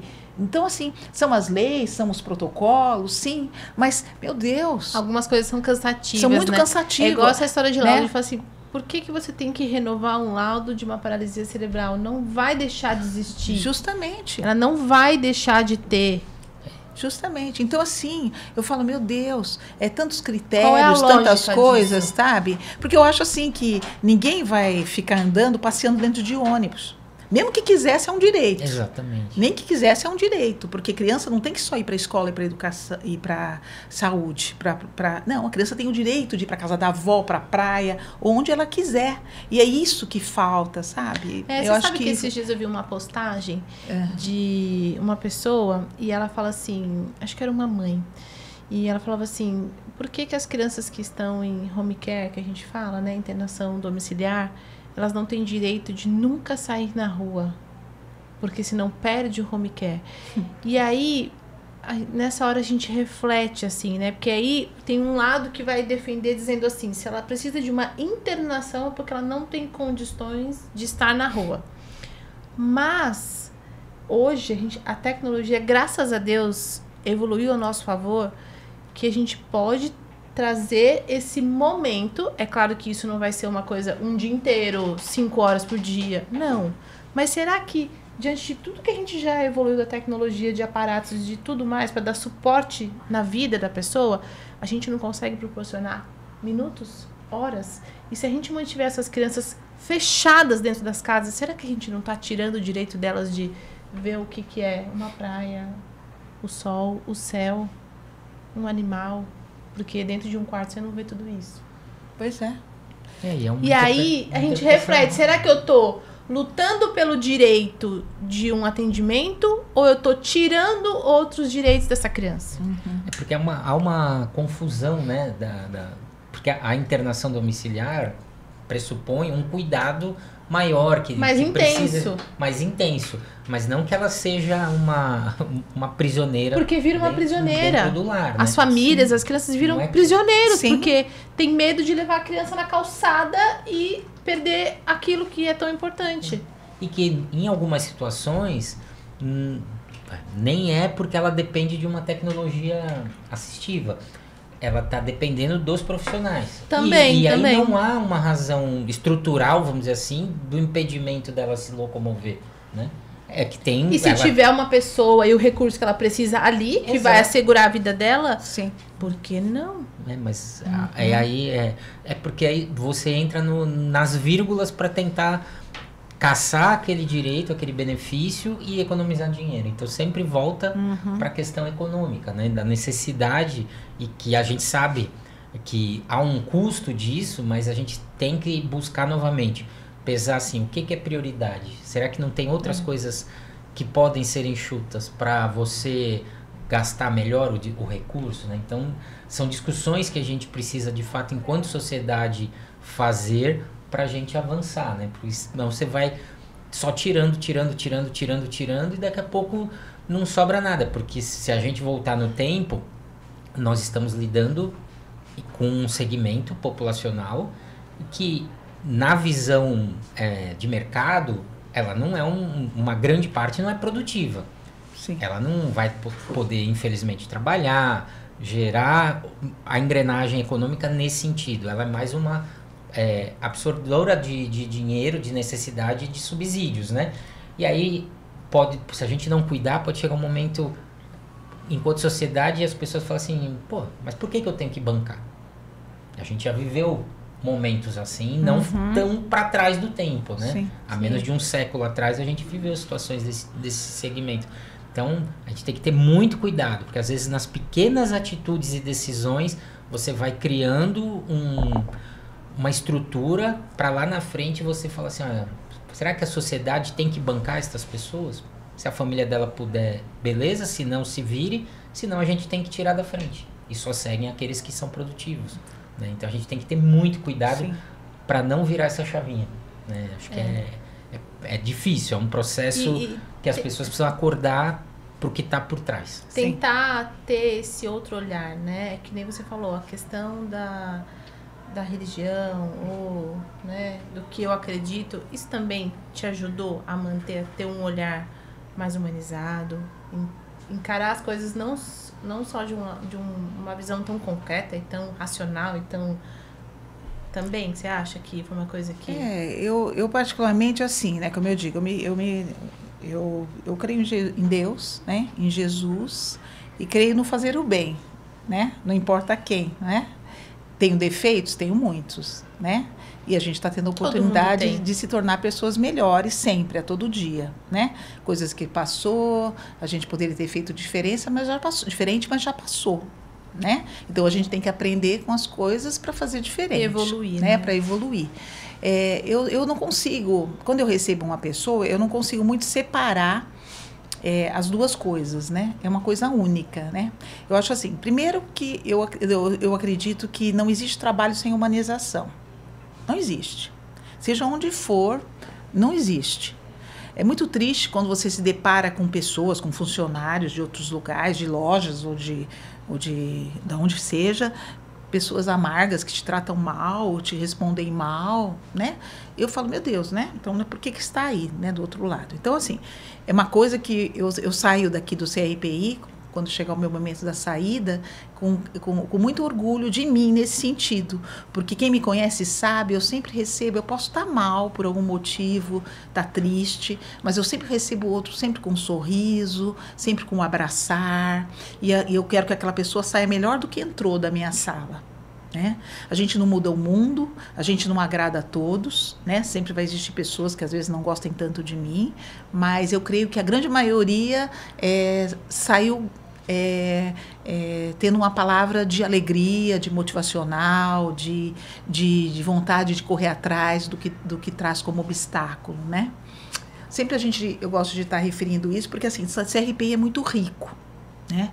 O CRPI, passaram já por mim e passam muitas pessoas. Às vezes as pessoas que estão nos assistindo não conhecem o CRPI e não imaginam o potencial nosso. Né? Aqui passam, não só na reabilitação, que nós temos aí uma média de 300, né? Mas no ambulatório, muita gente.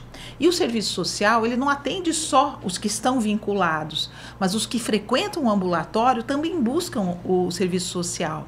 Hoje nós não atendemos, desde a pandemia, adultos mais, mas nós mantemos vínculo com aqueles que se tornaram adultos. Né? Ou porque vêm em visita, ou porque querem uma palavra, ou porque têm a confiabilidade em mim e vêm em busca, para minha opinião. Ontem mesmo eu recebi uma senhora que tem um filho hoje um microcefálico grave, com 24 anos, e ela veio, tá sendo atendido pelas colegas do CREAS, o próprio Poder Judiciário também está na história, mas ela veio me escutar. Isso é legal, falar, o que eu vou poder ajudar? Vou fazer um relatório para a colega, porque eu acho que é um caso gritante aí que precisa de uma intervenção, né? Porque são os famosos crianças que vão ficando com mais idade, e as mamães também vão ficando com mais idade, e com a idade vem as doenças, e às vezes não tem a rede de apoio de familiares, e se tornam ali em situações de risco. O menino traz para mim que não toma banho há um mês, um banho de chuveiro, porque não tem quem carregue para o chuveiro. Então, são situações críticas que a gente trabalha com a rede de atendimento. Porque hoje a gente trabalha com famílias ligadas ao crime organizado, que é uma realidade do nosso município. A gente trabalha com as dependências que são gritantes, né? Seja as lícitas ou as ilícitas. E a gente tem muitas famílias que, infelizmente, estão envolvidos nisso, precisam de ajuda, precisam ser tratadas.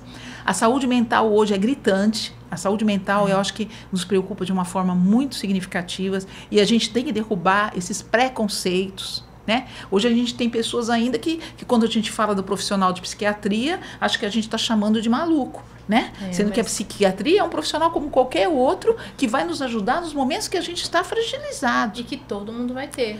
E a gente precisa. Então, assim, a gente está num momento que a gente tem muitas famílias, né? Então, eu sempre digo assim, não, a Liliane, a assistente social do CRPI, ela não vai abraçar tudo, ela não resolve nada sozinha, não existe isso. Se não é uma questão interna, é uma questão de família, é uma questão de rede de atendimento.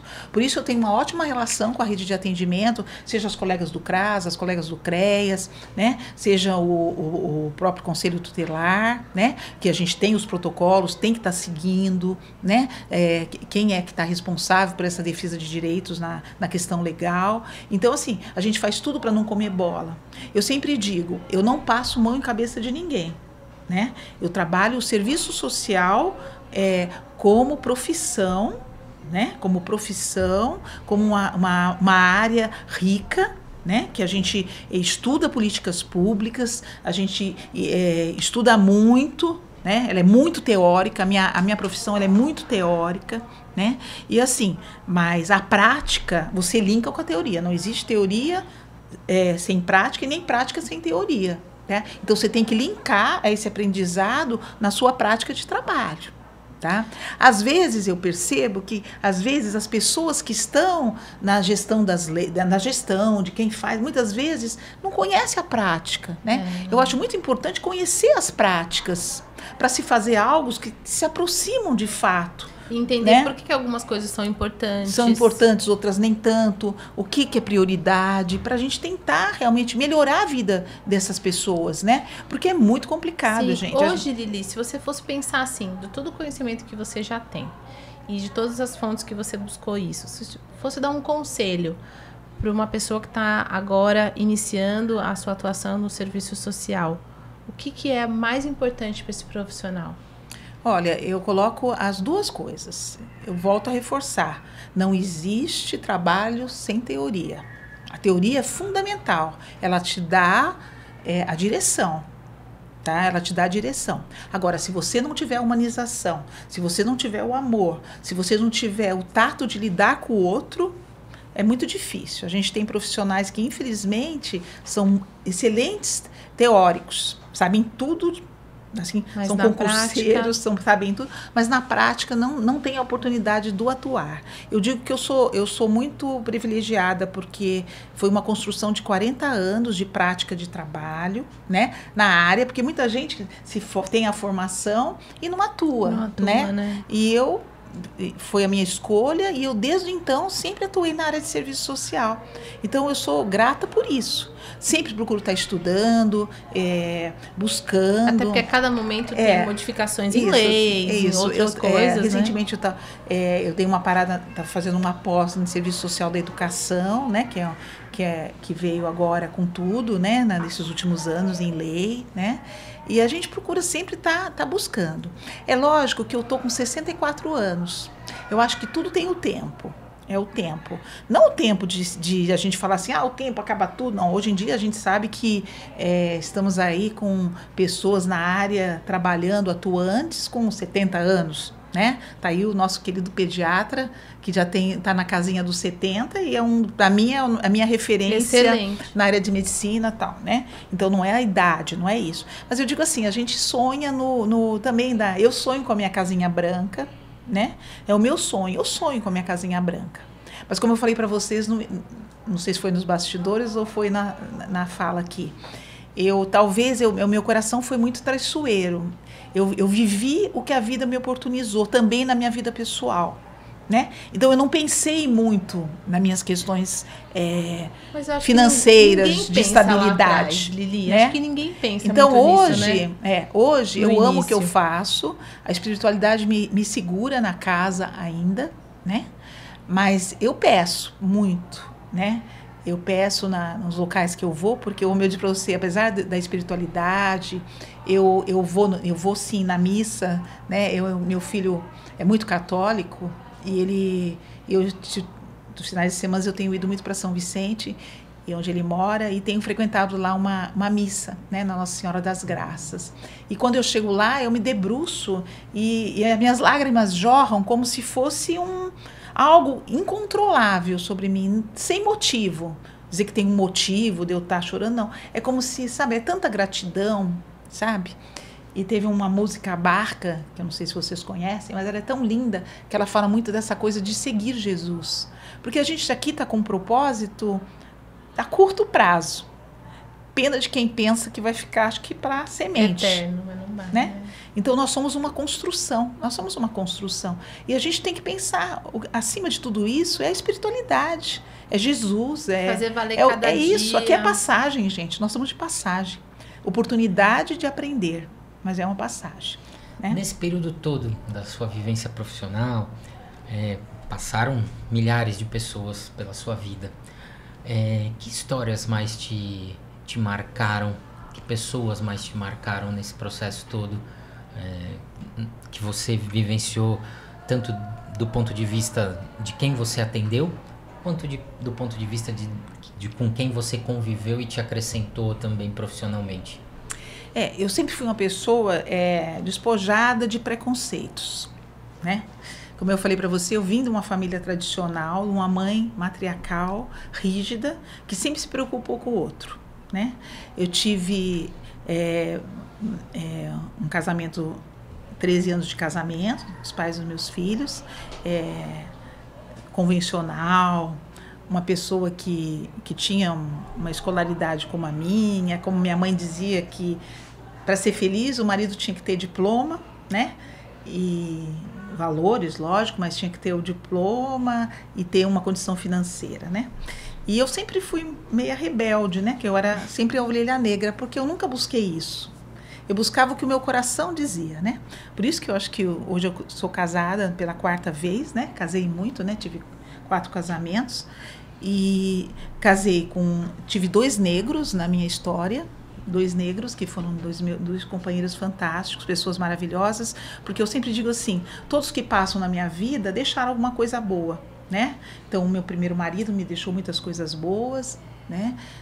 Os meus outros 2 também, né? Foram pessoas muito especiais, que eu desejo toda a sorte do mundo, né? Que sejam felizes, porque eu sou muito despojada, eu não tenho essas coisas assim, porque não pode mais encontrar ou pode não falar, não, vamos ser amigos, né? O que a gente leva dessa vida, né?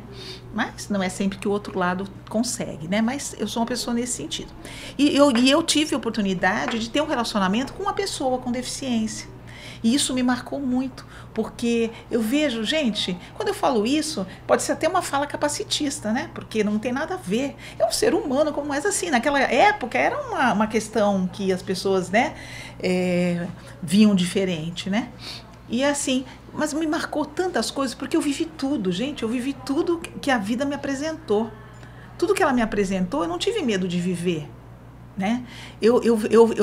Quando eu estava grávida da minha terceira filha, eu estava no impeachment de Brasília, levantando bandeira, né? Lá contra o Collor naquela época, né? E eu com aquela barriga, a gente vivenciava esses cursos do Amencar, e eu estava lá, eu participava das noitadas tomando guaraná, porque eu nunca fui de beber, né? E eu comia o guaraná, mas eu ficava ali na madrugada com aquela baratona. Eu tô lembrando das lagartixas, porque eu tive uma noite que foi terrível, que era um lugar que tinha lagartixa e eu tinha pau, mas eu estava tão cansada, porque eu já tinha ficado com aquele barrigão a noite toda. O pessoal se mandou, porque estavam de ônibus e eu ia pegar o avião no outro dia e eu dormi, eu nunca me esqueço das lagartixas, por isso que eu tô falando isso. Mas assim, então assim, a vida me oportunizou de tantas coisas e eu nunca tive medo, gente. Eu nunca tive medo de viver. Eu vivi muito. Se eu desencarnasse agora, nesse momento, lógico, meu sonho é ver minhas netas mais velhas, né? Meus netos mais velhos, né? Às vezes eu fico, será que eu vou chegar a ver eles adolescentes, né? Ou jovens, eu tô com 64, daqui 10 anos eu tô com 74. Então a Bianca, que é a mais velha, vai estar tá com 7, vai estar com 17, né? Como é que será isso? Será que eu vou viver? Não, né? Porque a vida é uma caixinha de surpresa. Você abre ela todos os dias, né? Às vezes a gente está com saúde, não é porque eu tô com 64 que eu vou primeiro. Você pode ser jovem, a gente não sabe o nosso lugar da fila, né? Por isso que a gente tem que viver mesmo hoje, né? Vivo hoje. E acho que é isso, é viver hoje. Porque se acabar hoje, eu vou em paz. Então assim, eu tenho muita história para contar, porque eu não tive medo de ser feliz.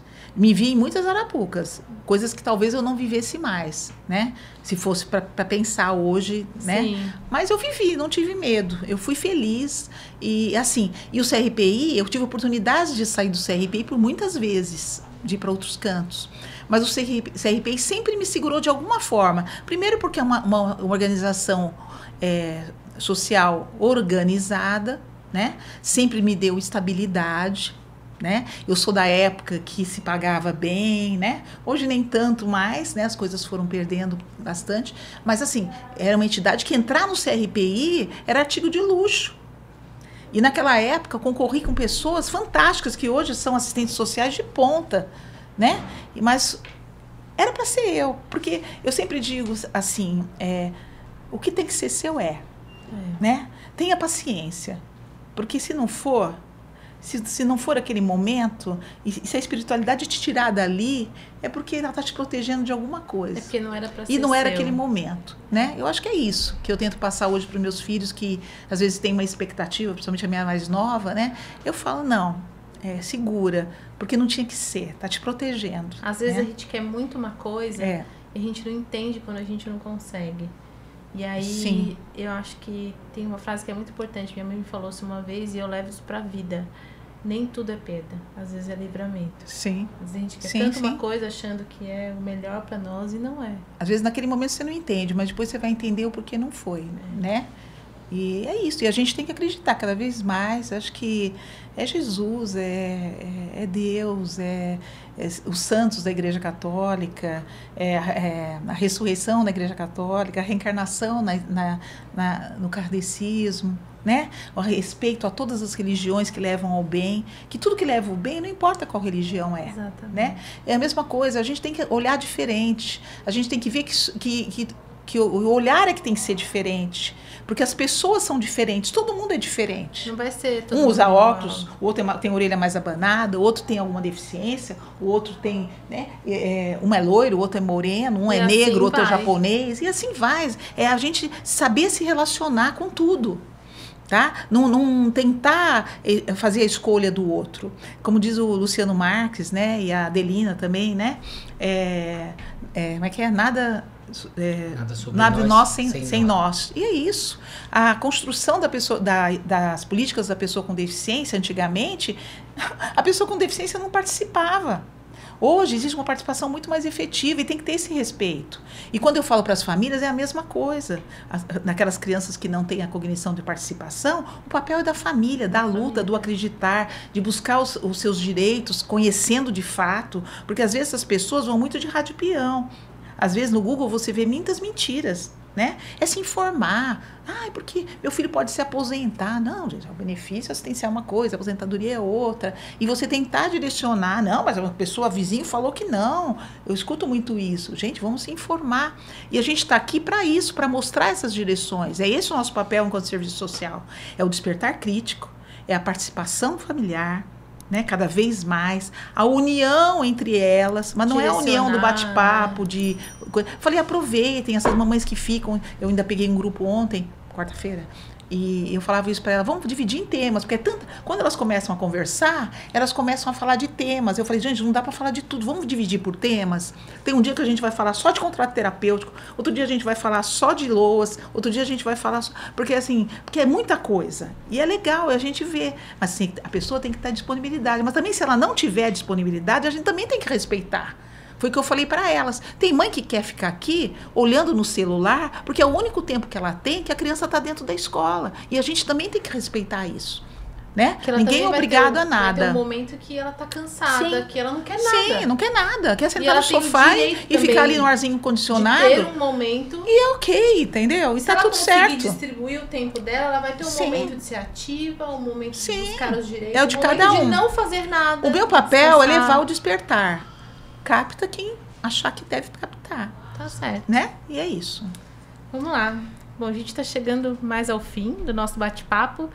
E fala para nós, Lili, para quem ou para o que, né, você dá um like? Um like, né? Vamos lá. Vou ser repetitiva, mas eu tenho que ser, né? Eu dou um like à vida, sabe? A vida. Gente, é a oportunidade da gente cada dia acordar e viver, ser feliz. Tem que ser feliz. Derrubar preconceitos, né? Derrubar julgamentos, né? Ter motivação, né? Para cuidar da gente, né? Porque eu acho que, eu digo para vocês, porque é uma luta constante ir para academia, não gosto, mas tenho que ir, né? Então, a gente acordar e ter a motivação do cuidar da gente e de viver. Ou buscar uma coisa fazendo o bem. Que leve a motivação, né? Que leve a gente ter um propósito. Sim, por que eu estou fazendo isso? E aí, quando a gente vai amadurecendo, a gente vai vendo que isso que é o mais importante. Porque, às vezes, a gente trabalha muito. A minha vida, desde os 18, trabalhando. E aí criei meus filhos, às vezes não tão presentes na minha vida, porque eu trabalhava e também tinha lá o meu coração que tal. E hoje eu vejo que não tem nada mais importante do que a família. A família é fundamental na nossa construção, né? Hoje eu valorizo muito a minha família. Minha família tem muitos defeitos, tem muitas qualidades, mas é a minha família, entendeu? Porque na hora do vamos ver que a gente pode contar ou não, né? Eu acho que é isso, né? E para quem você dá um dislike? Não, um dislike eu acho que é tão fácil a gente dar hoje, né? Porque ainda, infelizmente, existem pessoas muito preconceituosas. Nós temos lideranças, né, mundiais aí, nós temos aí exemplos, né? Que ainda pensam só em terras, em poder, né? Em preconceitos, em discriminações. Então, para que tudo isso? Vai todo mundo pro mesmo buraco. Vai todo mundo morrer, gente. Fim, né? Eu acho que esse povo pensa que não, né? Eu acho que esse povo acha que não, né? Pensa diferente. E a gente está de passagem, né? Você, por vários momentos, colocou isso. E quando você não estiver mais aqui, como que você quer ser lembrada? Eu quero ser lembrada como aquela pessoa alegre, porque eu sempre fui muito alegre, principalmente com a minha família. Estou sempre fazendo minhas palhaçadas, né? Em momentos difíceis, eu estou sempre ali com humor, né? Eu acho que eu quero ser lembrada em momentos de alegria, em momentos de compaixão, em momentos em que eu abracei muita gente. Acho que é isso, né? A meus defeitos, eu não quero que ninguém lembre, não. Eu tenho muitos também. Essa parte pode ser. Mas deixa quieto, porque, né? Deixa quieto, já foi, né? Joia, Lili. Obrigado pela sua participação, né? Por ter conversado com a gente, abordando questões que são de cunho geral também, se abrindo um pouco da sua vida, do seu coração, né? Acho que é agregador, né? É importante a gente ver uma pessoa com a sua história também se dispondo a se expor, né? De alguma forma, para que quem está assistindo, para a gente que está conversando com você, possa conhecer um pouco mais da tua trajetória. Obrigado por ter topado estar com a gente. É bom. Mas né? eu falo, para me expor, eu sempre falo muito de mim, né? Eu vou até contar uma passagem engraçada aqui. Os meus filhos tiram muito sarro de mim, que diz que a mãe sai falando da vida para todo mundo, né? Teve uma vez que eu estava estacionando o carro num casamento e veio flanelinha. Eu comecei, não, eu vou no casamento porque o meu filho é isso. Meu filho trabalha na Petrobras, porque minha filha trabalha no... Então eu tenho essa mania, porque eu falo muito de mim. Eu sempre falei muito de mim, né? Então eu não me exponho, não. É a minha vida, né? Eu não preciso que ninguém... Quem quiser julgar, que julgue. Não vai mudar nada, não vai me acrescentar em nada, né? Acho que a gente tem que viver sem medo de ser feliz de julgamentos, né? Acho que é isso. Legal. Né? Tá certo. Muito obrigada, viu, por vir aqui compartilhar a sua experiência, eu que agradeço. sua vida, todas as suas vivências. Com certeza você deixa um legado muito bonito e de quem está vindo de admirar todo o teu trabalho, a tua dedicação, né? Saber que você nunca esquece o outro, o teu lado humano é muito presente e isso é um exemplo para nós e que a gente consiga aprender muito do que você pode deixar aqui para a gente continuar e gerar muitos frutos. Eu que agradeço, né? Levo o CRPI no meu coração, né? Com muita gratidão, né? Em todos os aspectos, né? Porque foi através daqui que eu construí a minha vida, né? Tanto no meu financeiro, como nas questões de aprendizagem pessoal, né? Com as famílias, com os colegas de trabalho, com os profissionais. CRPI é muito rico. Só quem passa por aqui, né? Eu sempre falo isso, também sou repetitiva nisso, eu sinto sempre a música da Elis, né? Que fala que das estações, né? Que as pessoas passam, uns ficam, outros vão, né? É isso. E é isso no geral, não só para os funcionários, mas para as famílias também, né? É um vai e vem. A vida é um vai e vem, né? É isso aí. E que você decida ficar por muito tempo ainda. Vamos acrescentar. Vamos ver, né? Aí depende de Deus, né? De Deus, né? E é Deus, né? Isso aí. Obrigado, Lili. Obrigado, Dai. Obrigado a você que nos acompanhou. Obrigado, Luciano.